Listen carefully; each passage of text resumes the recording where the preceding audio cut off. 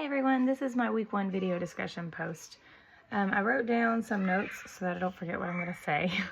And I'll probably look at my book too, just to reference things still. But in this video, these 2 chapters, what I chose for this video, I chose a couple questions off of the list that we were provided. And one of the questions that I picked were, what are the different ways to watch films? I thought that was pretty cool because in the chapter it talks about ways of looking at film and talks about film analysis and breaking down the scene. It's really seeing like what the scene means, what goes to it, breaking it down as far as like lighting and editing, the meaning of it, what the director is trying to get it across, like the message. So I thought that was cool. It also talks about like identifying different tools and techniques, and there's a lot of different things that go into filming a movie, the different techniques and styles that they have to do. Some that were listed in the book were the invisibility and cinematic language. It talks about how movies move too fast, and so everything you see, your brain doesn't really have time to process everything and see every single thing that's shown to you. Whereas like a book, you can sit there and you can reread the same sentence if you need to, or you can sit there and analyze what's going on in the story. Just like a painting, you can stand there and analyze the painting and determine like the true meaning of thing. Movies move very quickly.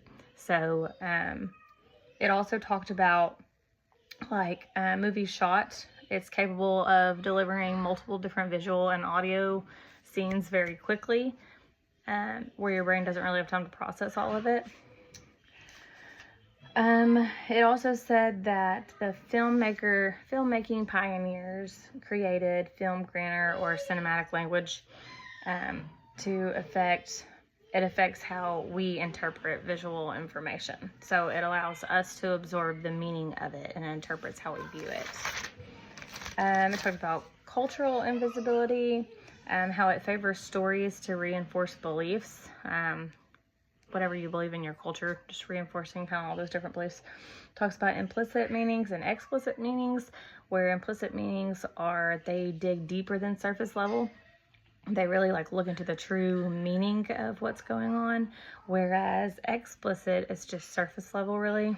It doesn't really dig very far deep into the storyline of the movie. And then it also talks about like a low angle shot, fading in and out, and cutting action where it hides like a jarring shift in scenes. So that's pretty cool. It's cool to think about. I've never really thought about how they change scenes in movies. I just watched the movies, but it's cool to think about that because I really didn't put 2 and 2 together. It kind of made me think of like a PowerPoint and how you can fade in and out your PowerPoint and all this stuff. I never really tied that to movies as well and how they go to the different scenes. So that is really cool to think about. Like they really have to be creative in order to go from one scene to another, especially like if the scene is like a violence fighting scene and then it goes to more calm, serene scene after that. You know what I mean? So I thought that was pretty cool how they have to figure out exactly how to edit that. And then I also picked what are your favorite films and why do you like these movies? What makes them a good film? One of my favorite films is Grown Ups. I love Adam Sandler. I think I might have said that in one of my last videos in my introduction, but I love Adam Sandler. He usually has really good messages in his movies. So his Grown Ups movie, his 2 kids and all of his friends' kids are very into like electronics and PlayStation and all that stuff, and it kind of teaches them to get out and entertain themselves and go use your imagination. And then the mom, Adam Sandler plays as one of the main characters, his wife in the movie. She is a fashion designer and she wants to go to Mulan for her.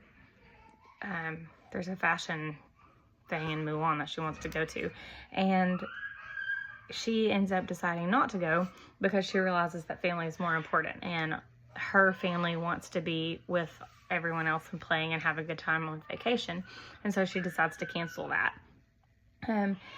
I like it because it's fun and it's bright scenes and it's happiness, and it just gives a really good message, relays a good message. So that's why I like Grown Ups. But I really liked reading all the different ways that they could edit the movies and thinking about that. So I thought that was really cool.